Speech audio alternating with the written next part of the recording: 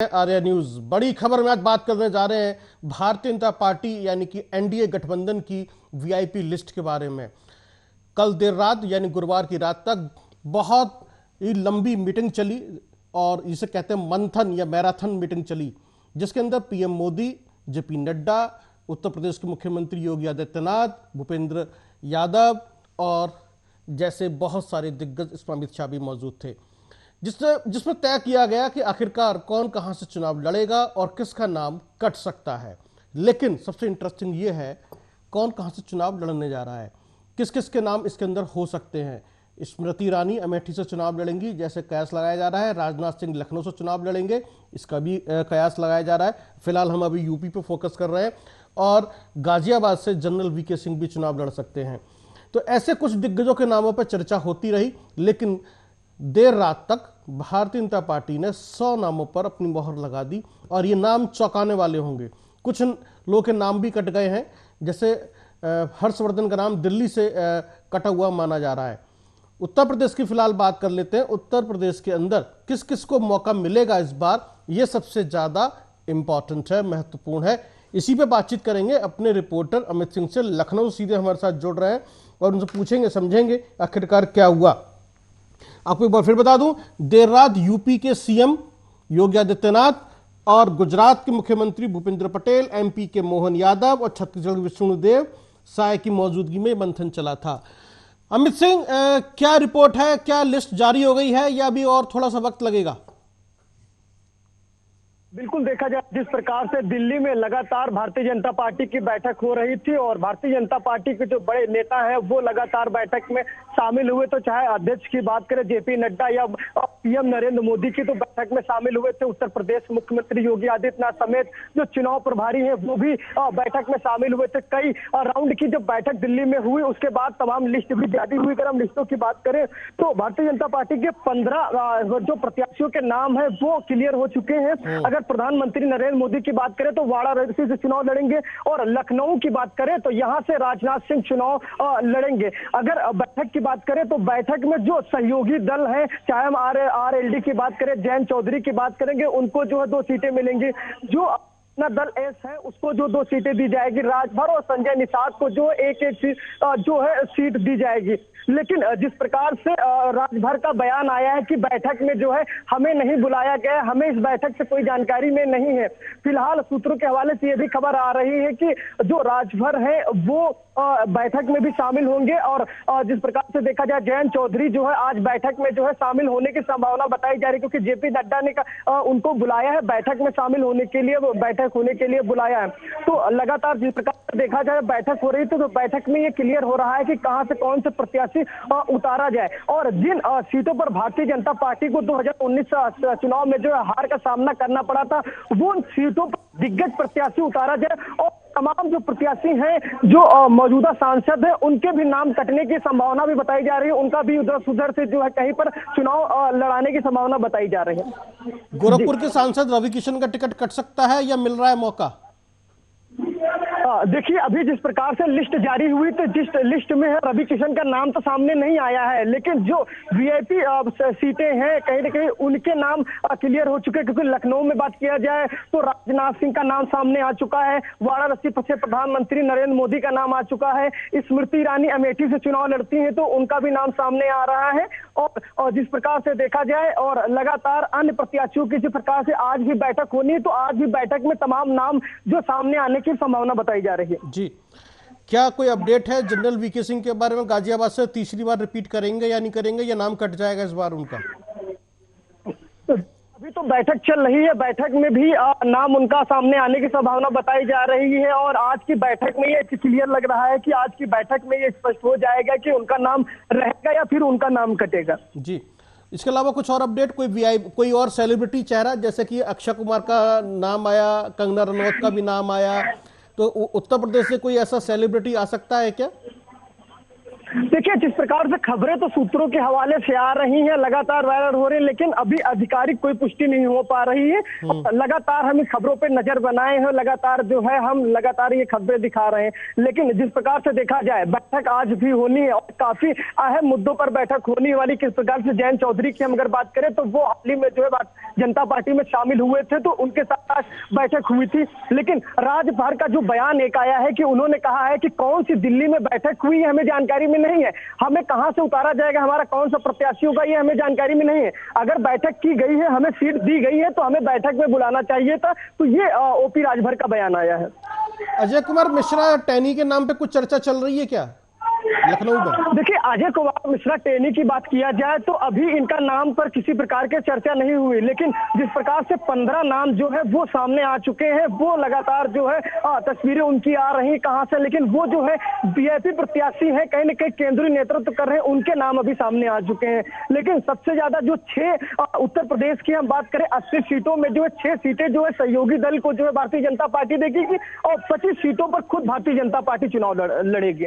ठीक है, तो यानी कि ये आपके पास अपडेट है। बाकी जो 15 नाम कौन से हैं, पूरी जानकारी अगर आप दे पाते, जैसे 3 नाम तो आपने खोल दिए, राजनाथ सिंह, पीएम नरेंद्र मोदी और स्मृति ईरानी, इसके अलावा 12 नाम और बाकी रह गए। 12 नाम अगर आप खोल देते कौन कौन से नाम है तो थोड़ी सी दर्शकों को सहूलियत हो जाती। वाराणसी से बात करें तो प्रधानमंत्री नरेंद्र मोदी लड़ेंगे, और लखनऊ से बात करें तो राजनाथ सिंह लड़ेंगे, चंदौली से महेंद्र नाथ पांडे में चुनाव लड़ेंगे, और अमेठी से स्मृति ईरानी की लड़ेंगे। महाराजगंज की बात करें तो पंकज चौधरी का नाम आ रहा है। फतेहपुर की बात करें तो साध्वी रंजन ज्योति जो है, और गौतम बुद्ध नगर से डॉक्टर महेश शर्मा का नाम आ रहा है। और दूसरी बात करें मुजफ्फरनगर की तो संजीव बलियान जी का नाम सामने आ रहा है, और अंबेडकर नगर तो रितेश पांडे का नाम, अयोध्या से लल्लू सिंह का नाम आ रहा है, बस्ती से जो है हरीश त्रिवेदी का नाम आ रहा है, सहारनपुर से राघव लखन पाल का नाम आ रहा है, कन्नौज से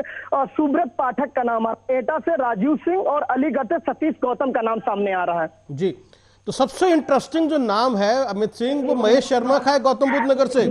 काफी चर्चा का विषय बने थे महेश शर्मा, डॉक्टर महेश शर्मा, श्रीकांत त्यागी वाले मामले में त्यागी समाज ने काफी पुरजोर विरोध किया था, आपको याद होगा वीडियो जो वायरल हुआ था उसको लेकर, है ना।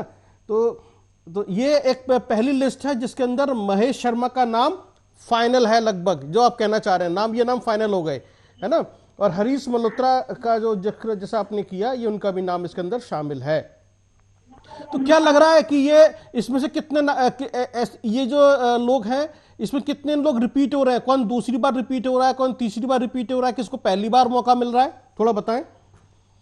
देखिए, कई प्रत्याशी ऐसे हैं जिनको जो है पहली बार चुनाव लड़ेंगे। प्रधानमंत्री नरेंद्र मोदी की बात करें तो वाराणसी से चुनाव लड़ते ही थे, और लेकिन लखनऊ की बात करें राजनाथ सिंह जो है मौजूदा सांसद हैं। स्मृति ईरानी की बात करें तो वो भी अमेठी से जो है मौजूदा जो है सांसद हैं। लेकिन ये दिग्गज भारतीय जनता पार्टी के नेता हैं, कहीं न कहीं इनके सामने बड़े नेता दिग्गज जो विपक्ष के लड़ते हैं, तो कहीं न कहीं इनकी बात किया जाए तो ये जरूर इन पर नजरें बनाई जा रही हैं। लगातार अब जो बची अन्य सीटें हैं उन पर भी लगातार बैठक हो रही है, वो भी नाम जो है क्लियर सामने आ जाएंगे। लेकिन लगातार अभी ये भी है कि इस पे भी कई नाम ऐसे हैं जो सूत्रों के हवाले से खबर आ रही है, अभी स्पष्ट नहीं हो पाया। लेकिन 15 के नामों की बात करें कि ये क्लियर होते हुए जरूर नजर आ रहे हैं। लेकिन आज की बैठक की बात करें, जिस प्रकार से जो दिल्ली की जो बैठक होगी, जयंत चौधरी की बात होगी, उनके 2 प्रत्याशी होंगे, वो 2 प्रत्याशियों पर भी जो है चर्चा होंगी, और कौन से वो प्रत्याशी होंगे जो वहां से उनका यहाँ पर गढ़ होता है, उन दिया जाए। तो इस पर बैठक को लेकर आज जो बिल्कुल चर्चा होने वाली है। अच्छा, एक बात बताइए अमित, ये रवि किशन को दोबारा मौका मिल रहा है जैसा सुनने में आ रहा है, सहमति बन गई है, हमारे पास भी जो लिस्ट है, तो इसकी क्या वजह है गोरखपुर से रवि किशन को दोबारा मौका मिल रहा है? देखिए, रवि किशन की बात करें तो लगातार भारतीय जनता पार्टी के बड़े नेताओं के टच में रहते हैं, और इनका भी जो है संभावना बताई जा रही कि इनको टिकट दिया जाएगा। लगातार देखा जाए तो कार्यक्रम में ये बढ़ चढ़ कर हिस्सा भी लेते हैं, वो चाहे प्रधानमंत्री नरेंद्र मोदी का कार्यक्रम हो या सीएम योगी आदित्यनाथ का, तो कहीं ना कहीं ये भी वीआईपी नेताओं में माने जाते हैं। चाहे फिल्म सिटी से आए हो तो रवि किशन की बात किया जाए तो इसलिए संभावना है कि इनका भी जो है लगातार ये चर्चा में तो रहते ही हैं, और लगातार हर वो पुरजोर कोशिश नहीं करते जो चाहे विपक्ष का कोई बयान आता है सबसे पहले रवि किशन भी जो उसकी प्रतिक्रिया देते हैं। तो कहीं न कहीं देखा जाए तो लगातार हॉट सीटें हैं, तो उनके नाम दिलगुद प्रत्याशियों के आते हुए जरूर नजर आ रहे हैं। अजय कुमार मिश्रा टैनी के नाम पर तो काफी विवाद था, किसान काफी नाराज थे और इस बार किसान आंदोलन में भी उनकी नाम पर चर्चा हुई कि जो किसान मारे गए उनके पुत्र ने जो किया, लेकिन यह सहमति बन गई। तो कैसे देख रहे हैं आप, क्या है लोगों के अंदर सुगबुगाहट इसको लेकर, पार्टी के लोग क्या सोच रहे हैं? अरे हम इसकी बात करें, अजय कुमार की टेनी की बात करें तो जिस प्रकार से जो लखीमपुर वाला कांड बड़ा चर्चा में हुआ था, लेकिन जब 22 में चुनाव हुआ था किसानों की नाराजगी देखने को मिली थी, किसान नाराज थे। लेकिन लखीमपुर खीरी से भारतीय जनता पार्टी जो है सभी सीटें जीत लेती है। इसीलिए लगता है कि जो अजय कुमार टेनी को जो वहां से टिकट दिया जा रहा है, क्योंकि वजूद इनका वहां पर सबसे ज्यादा अच्छा है।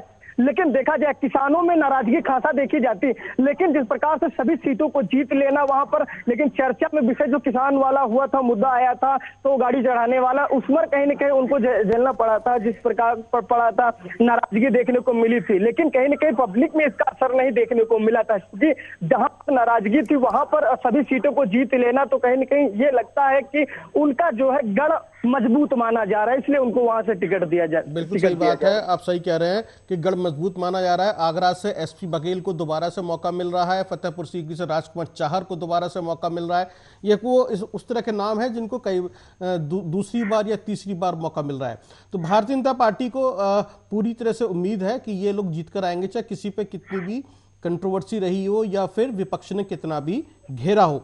अमित सिंह, इसके अलावा कोई और जानकारी है तो आप जरूर बताएं। और लगभग 50 दिन का समय मिलेगा प्रत्याशी को अपने चुनाव प्रचार करने का। जी, तो लखनऊ में इस वक्त जो है चुनाव प्रचार को लेकर क्या स्थिति है? 13 टीम जो है वो लखनऊ में लगातार जो है पार्टी कार्यालयों पर जा रही, चाहे विपक्ष की बात करो, भारतीय जनता पार्टी की बात करें, वो लगातार जनता के बीच में जा रहे हैं। तो कहीं कि टीमें लखनऊ में पहुंच चुकी हैं और बैठक भी शुरू हो चुकी है, और लगातार बैठक का दौर भी जो चुनाव आयोग की टीम का है वो भी देखने को मिल रहा है। लेकिन देखा जाए जो सहयोगी दल है वो भी लगातार जो है बैठक में संभावना जताया जा रहा है कि उनको जो है पार्टी अध्यक्ष से द्वारा बुलाया जा रहा है, बैठक में उनको शामिल किया जाएगा, क्योंकि उनके भी वो प्रत्याशी होंगे जो दिग्गज होंगे, जिनका गढ़ मजबूत हो, उनको भी जो है टिकट वहां से दिया जाए। क्योंकि जिस प्रकार से देखा जाए जो आरएलडी अध्यक्ष हैं जयंत चौधरी, तो जयंत चौधरी को जिस प्रकार से समाजवादी पार्टी में अभी हाल ही में थे, गठबंधन लड़े थे, चर्चा में था, क्योंकि जिस प्रकार से एनडीए गठबंधन बनाया गया था तो कहीं न कहीं उसके चेहरे थे। लेकिन काहे की नाराजगी इनको देखने को मिली जो भारतीय जनता पार्टी में शामिल हुए। फिलहाल भारतीय जनता पार्टी में ये जाना तो क्लियर ही हो चुका है। टिकट की बात करें तो 2 प्रत्याशी को दिया जाएगा, लेकिन बैठक में शामिल हुए जाएंगे। इनका नाम आ रहा है कि आज बैठक में होंगे। लेकिन ओम प्रकाश राजभर की बात करें तो वो कहीं न कहीं थोड़ा सा नाराज दिख रहे हैं, क्योंकि जिस प्रकार से उनको बैठक में नहीं बुलाया गया। क्योंकि ओम प्रकाश राजभर का एक मैंने भी बयान अभी थोड़ी देर पहले सुना कि उन्होंने कहा कि दिल्ली में कौन सी बैठक हुई है इसकी जानकारी हमें नहीं है, हमें कौन से प्रत्याशी उतारा जा रहा है, लेकिन उन्होंने कहा कि सूत्रों के हवाले से खबर आ रही है उन पर न दिया जाए, हमें जब बैठक में बुलाया है, बैठक में जब क्लियर किया जाएगा तभी हम मानेंगे कि हमें एक सीट दी गई है। जी, यानी ये तो बहुत बड़ी खबर है कि ओम प्रकाश राजभर को बैठक में बुलाया ही नहीं गया। अच्छा अमित सिंह, लखनऊ के अंदर या आसपास क्षेत्र में भारतीय जनता पार्टी की जो प्रचार समिति है वो कैसे काम कर रही है? पोस्टर वॉर कितना चल रहा है? शहर की आबो हवा कैसी है? पब्लिक रुझान क्या? लोग चर्चा करते हैं चाय की टपरी पे या पान खाते हुए? थोड़ा बताएं आप हमारे दर्शकों को। बिल्कुल, जिस प्रकार से देखा जाए नाराजगी तो कहीं न कहीं थोड़ी तो देखने को मिल रही, क्योंकि जिस प्रकार से उत्तर प्रदेश की हम बात करें, यूपी पुलिस पेपर लीक हुआ था तो पब्लिक में नाराजगी इसमें देखी जा रही है। लेकिन जिस प्रकार से देखा जाए जो मौजूदा सरकार होती है उससे पब्लिक जरूर नाराज रहती है, चाहे वो किसानों के मुद्दों की बात कर लिया जाए, महंगाई के मुद्दे पर सरकार घेरने का काम कर रही है, और लगातार जो डीजल पेट्रोल के दाम बढ़े इसमें तो पब्लिक जरूर नाराज रही। लेकिन कहीं न कहीं अगर धर्म की बात करें तो उस पर जो है राम मंदिर का मुद्दा ये 24 में जो है कारगर साबित होगा। और लगातार देखा जाए तमाम मुद्दों को लेकर इनके जो बड़े नेता हैं वो भी लगातार बैठक करने लगे हैं। और चाहे प्रधानमंत्री नरेंद्र मोदी की बात किया जाए, हाल ही में लखनऊ आए थे और यहाँ पर जो है जनता को संबोधित करने का काम किया। तो मुख्यमंत्री योगी आदित्यनाथ की बात करें, 24 चुनाव की पूरी रणनीति तो बनना शुरू हो चुकी है, लगातार बैठकों का दौर हो रहा है, पब्लिक के बीच में जाए, और इनकी जो टीमें हैं वो भी लगातार ग्रामीण क्षेत्र में निकल रही है, और जो 24 में काम है, जो पूरा काम किया उसको भी गिनाने का इनके जो नेता हैं वो भी गिनते हुए जरूर नजर आ रहे हैं, पब्लिक भी इसमें पूरी तरह से जाने की कोशिश कर रहे हैं। अमित सिंह, मोदी की गारंटी के कितने पोस्टर हैं लखनऊ में? और दूसरा ये भी बताएं, जैसे आपने भी गिनाया कि चाहे पेपर लीक का मामला हो, किसानों का मामला हो या महंगाई का मामला हो, या ये क्या ये चुनावी मुद्दा बनेंगे या कुछ फेरबदल करेंगे, या फिर राम मंदिर पर ही चुनाव हो जाएगा और वही बहुत बड़ा चुनावी मुद्दा है इस बार? लेकिन देखिए, महंगाई की बात करें तो कहीं ना कहीं महंगाई में बिल्कुल असर देखने को मिल रहा है, चाहे वो डीजल पेट्रोल के दाम हो लगातार बढ़ रहे हो। किसानों की बात करें, लेकिन किसान भी नाराज है, दिल्ली आंदोलन से भी फर्क देखने को मिलेगा। और महंगाई की बात करें, पब्लिक तो नाराज है। लेकिन सबसे बड़ा मुद्दा जो पेपर लीक वाला मामला था, इसको लेकर विपक्ष जो है लगातार घेरता हुआ नजर आ रहा है। युवाओं की बात करें तो युवा जरूर नाराज है। अभी जिस प्रकार से यूपी पेपर लीक हुआ, उसमें युवा नाराज हुए थे, लेकिन जिस प्रकार से पेपर जो है कैंसिल कर दिया गया, लेकिन कैंसिल होने के बाद पेपर तो होगा, बच्चों को फिर से तो पेपर देने को। तो बच्चों की बात करें, तमाम बच्चों से हमने बात किए थे, तो नाराज देखने को मिल रहे हैं। फिर जिस प्रकार से देखा जाए तो जो 69,000 पुलिस जो शिक्षक भर्ती निकली थी, 6800 जो घोटाले वाले बच्चे हैं वो धरने पर लगातार बैठ रहे हैं। तो उनका तौर पर यही कहना है कि अगर वो लगातार जनता के बीच में जाएंगे, अभी हाल ही में बच्चों को गिरफ्तार करके जेल भेज दिया गया, तो कहीं के वो जरूर असर देखने को मिलेगा। और भारतीय जनता पार्टी के तमाम बार कार्यालय में जाते हैं, प्रदर्शन करने के लिए जाते हैं, और लगातार वो जनता के बीच में जाते हैं कि हमें किस तरह से ठगा गया, हमारे साथ जो वादा किया गया था वादा नहीं पूरा किया गया, क्योंकि आरक्षण घोटाले का बड़ा वो आरोप लगा रहे हैं। लेकिन जिस प्रकार से देखा जाए, कहीं ना कहीं राम मंदिर वाला जो मुद्दा होगा, कहीं ना कहीं ये 24 में कारगर जरूर साबित होगा, क्योंकि जो कहा था वो करके दिखाया है। क्योंकि जिस प्रकार से प्राण प्रतिष्ठा हुई थी, तो पूरे प्रदेश में पूरा प्रदेश है राममय हो गया था। तो कहीं न कहीं जनता को जो राम मंदिर समझ में आ, 24 में जरूर इससे जो है भारतीय जनता पार्टी को जरूर देखने को मिलेगा, क्योंकि सफलता जरूर हाथ लगे।